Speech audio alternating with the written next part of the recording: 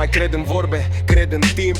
El arată clar cine e în joc și cine e nimic. Azi frate, mâine nu te mai știe, ca și cum n-a existat nimic între noi pe hârtie.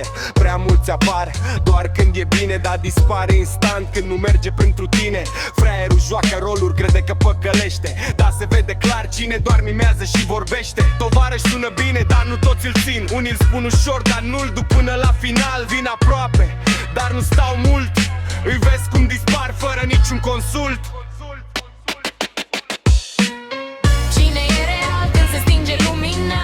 Cine mai stă când dispare toată vina? Fraierul vorbește, dar schimbă fața. Tovarăș dispare când se strică viața. Cine e real? Spune-mi acum. Cine rămâne pe același drum? Toți zâmbesc, dar se schimbă rapid.